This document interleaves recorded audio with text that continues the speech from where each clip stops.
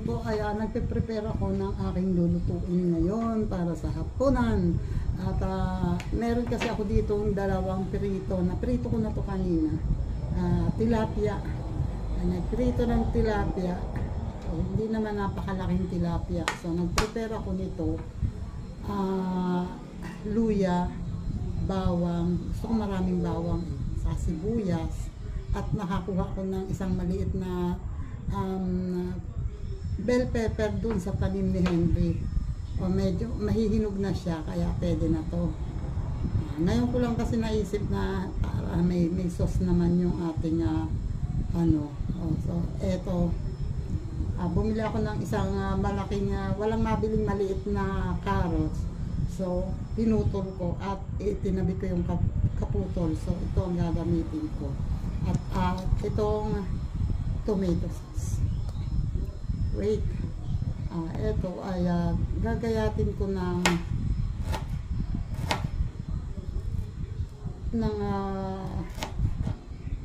pahaba. Yan.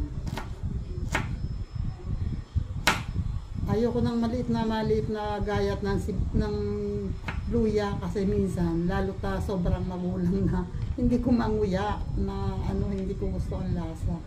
So ganyan lang ang gayat. Pasensya na kayo at ako'y mabagal gumayat.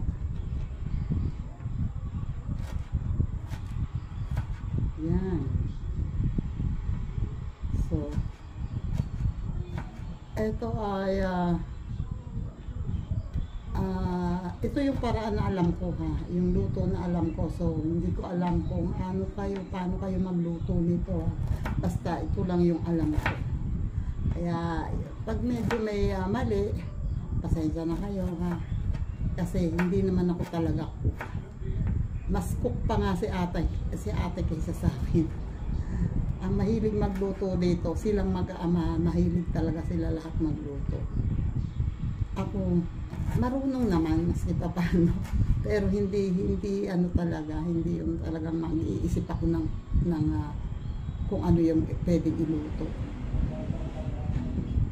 Yan. And then itong bawang para mabilis, tinrak ko muna, dinurok ko muna, binasag ko muna, tapos para madaling balatan. Yan. And pagka kasi crack na, kahit hindi mo tadtarin yan, lalabas na yung lasa niyan kasi basag na siya.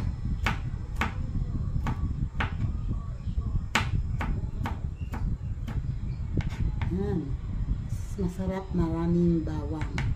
And ito, hindi ko talaga tinanggal yung sibol kasi masarap, gusto ko yun.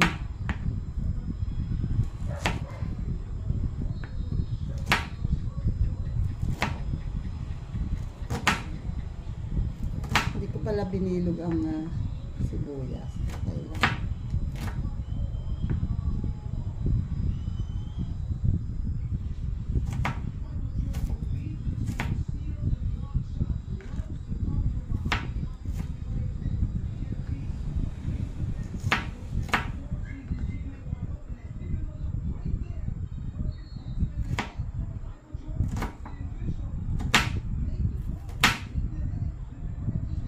Kaya hindi ako marunong ng tulad ng ginagawa ni tatay na ang bilis-bilis maggayat. Si tatay kasi ang bilis maggayat niyan parang ako ang natatakot na baka mahiwa ang kamay niya. Yan. And then ito naman nahugasan ko na to.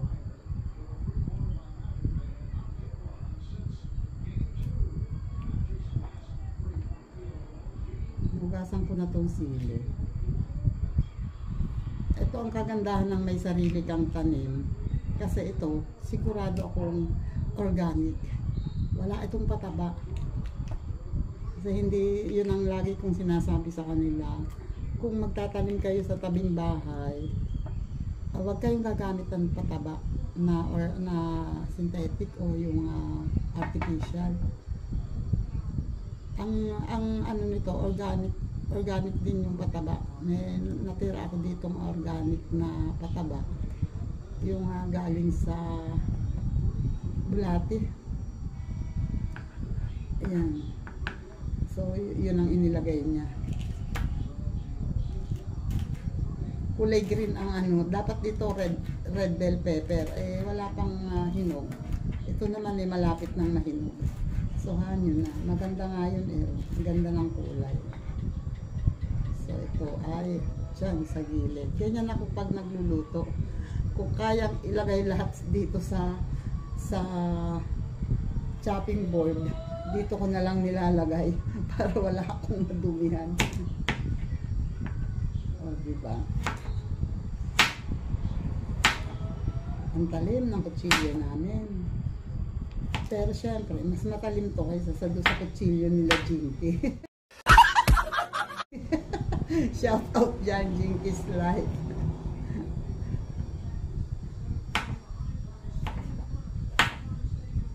Yan, gagayatin lang natin ng ganyan pakaba.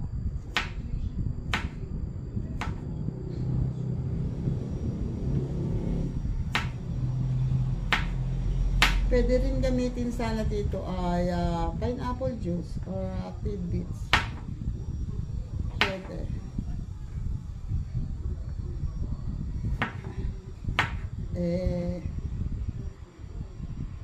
Ito na ang binili ko. Kahit na maliit lang yung binili ko na ginamit ko na carrots, tingnan nyo, ang dami pa rin pag nagayat.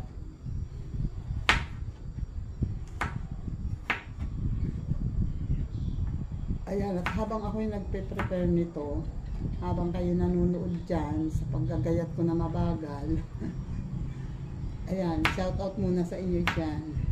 Shout out sa thank you ulit po pala Sir Jerry Stoy TV, maraming salamat po ulit. At kay Sir California Dream, thank you po. At shout out dyan sa Planet So Weird, sa Kalembang Boys, sa Kasangga Foundation, sa Sagip Squad, shout out. At sa Sorry Team USA, shout out po sa inyo dyan. At sa Chika Babes ni Lola Lacuachera, shout out dyan. At sa Team Kapesni, Solid Team Kapesni or Kabungisni, shout out dyan. Shout out sa inyo dyan. Ayan. At maraming salamat sa tulong. Alam ko maraming tumutulong sa akin. Shout out sa inyo dyan. Maraming salamat. Kay JPC, kay JDG, kay BS, shout out. Kay Elmer Ugay, kay Romel Cosme, kay Arnel Plaza, shout out dyan. And Linma, love you Linma, maraming salamat. Thank you, alam ko kahit na hindi mo sinasabi, alam ko lagi kong napapansin na binababa mo rin yung kung meron akong premiere. Salamat talaga ha. At salamat din na bukod doon, lagi kang may pakulay sa aking live madalas. Maraming salamat talaga. Thank you talaga. Kundi dahil sa mga pakulay na ganyan, baka hindi rin naman ako nakakasweldo. Kasi makakasweldo man ako pero baka 2 times o 3 times a year lang. Kasi hindi naman ganun kalaki ang views ko. So, hindi rin ako makakasahod ng palagi. Pero at least ngayon, every 3 months, nakakasweldo ako. Minsan na every 2 months, depende. So, salamat talaga. At napakalaking bagay yung hindi nag-skip ng ads. Thank you sa inyo. Din official, maraming salamat. Post Mix, thank you. Shout out dyan kay kay Guapo Oragon, maraming salamat. Thank you. Ayan, isa pa yan sa napaka-solid tumulong talaga. Si Guapo Oragon. Sobra. Maraming salamat. At Ria Enriquez, shout out dyan. KitKat, sina ni KitKat, shout out. At Sari, shout out dyan. BS, maraming salamat BS. At sino pa ba? O, tapos na akong magkayat. So, magigisa na ako ngayon. O, tingnan nyo. Dahil ginanito ko, o di malilesen yung huhugasan ko. Hindi ako maghuhugas ngayon ng marami kasi dito nakalagay. O, teka. Wait lang. At ito ay magpe-prepare ako ng paglulutuan ko. Doon lang. Isasalang ko yung paglulutuan ko ng nitong sauce. Wait.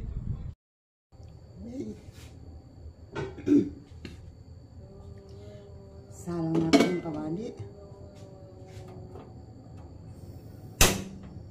Okay. Basa ang kawali natin kasi kakahugas lang. So, yan. Patuyuin muna natin.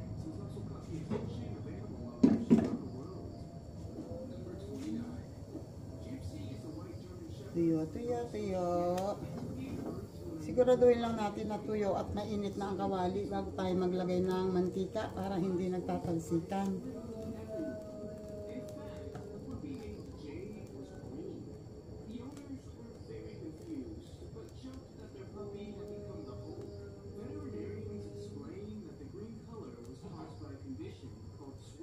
Yan na, mainit na ang kawali. Maglagay na tayo ng mantika.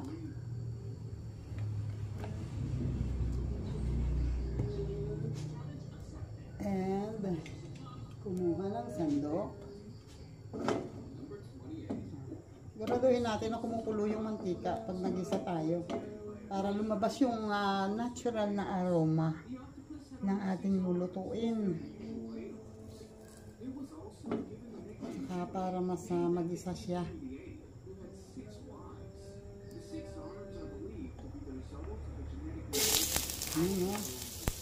Hinahin natin ang luya.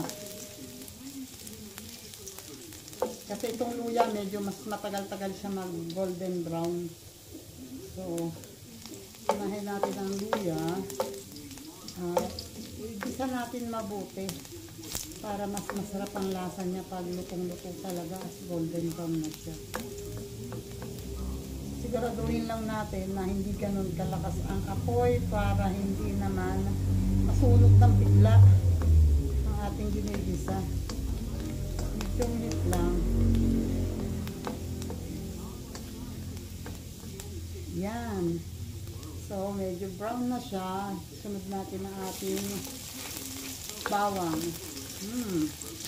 Sarap ang bawang, marami. Bawang at sibuyas, mas masarap magluto pag maraming bawang at sibuyas. And then, ito, sibuyas. Naaamoy ko. Ang bango.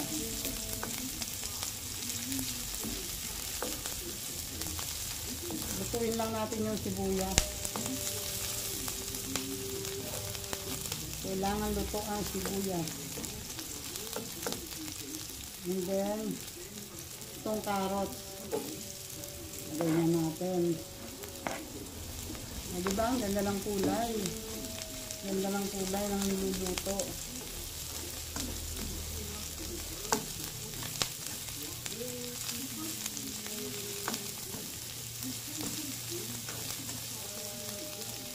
And idagdag natin yung sili.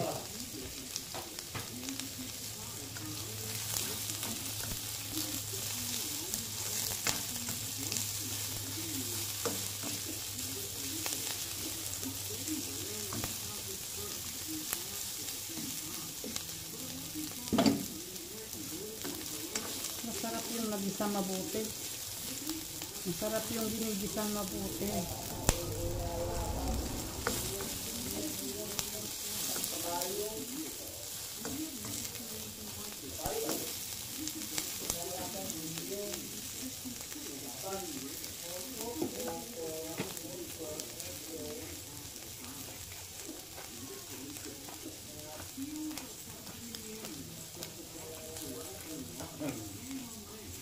Naalala ko ng kabayo. Bigyan natin ng konting patis.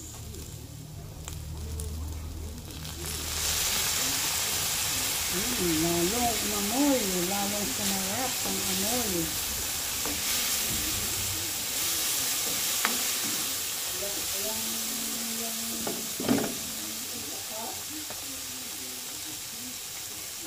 Bango.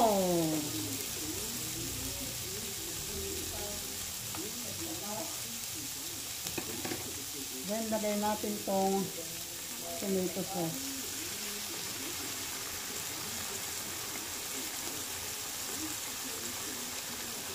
Pero natin mabuti. Kasi, kasama yun sa binili natin. Kaya wag tayong magtira. Bayad dyan eh.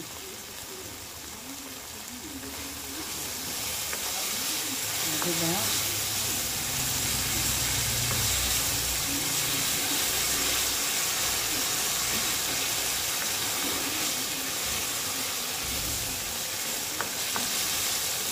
Pag tomato sauce kasi, pwede na tayo hindi maglagay ng pampalapot.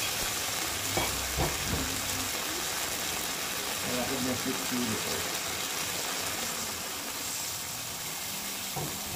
Kilo.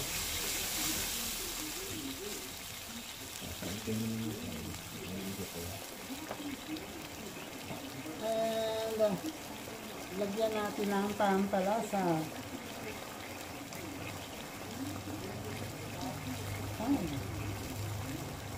Ako.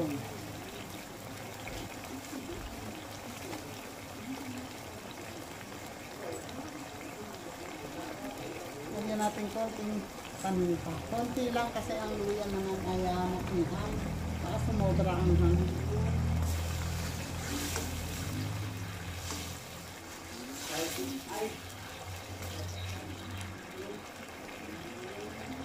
Then,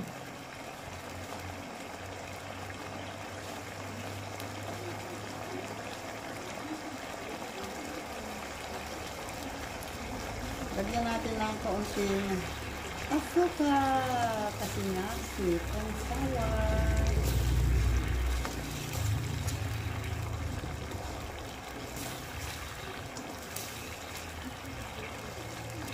And presto, meron na tayong sauce ng sweet and sour. Sauce pa lang, ulam na.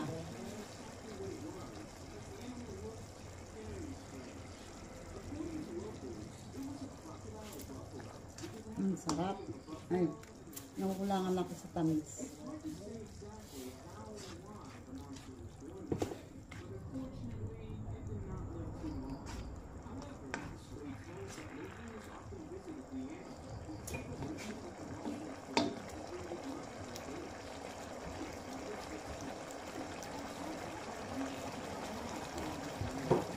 Parang naiigang mabuti.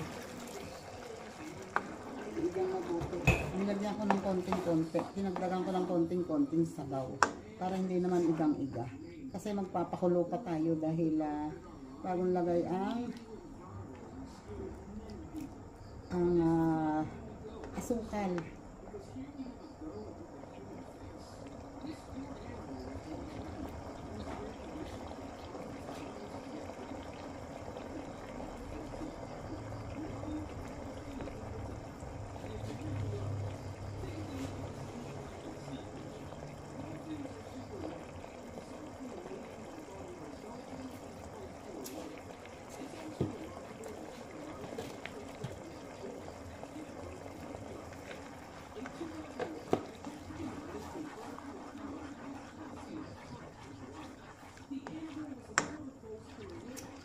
Ayos na.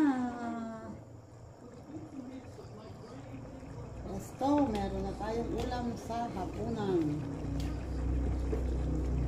Wait. Taran! Eto na oh. Diba? Oh, yung simpleng pritong isda. Pinagmukha natin katakam-takam. Diba? Ganyan lang siya. Oh. Yan. Okay. Yan lang ang aking kayang i-prepare. Ayan, maraming salamat ulit sa inyong lahat. Thank you po and God bless. Lahat po, baka mayroong pumapapunta rito na hindi pa po nakasubscribe. Subscribe na po kayo sa aking channel. At pakihit po ang notification bell para po lahat lagi kayong updated sa aking mga videos. And maraming salamat po sa ating mga silent viewers. Thank you po. And please like and share po ng ating video. Salamat po. God bless po and ingat po tayong lahat. Bye-bye.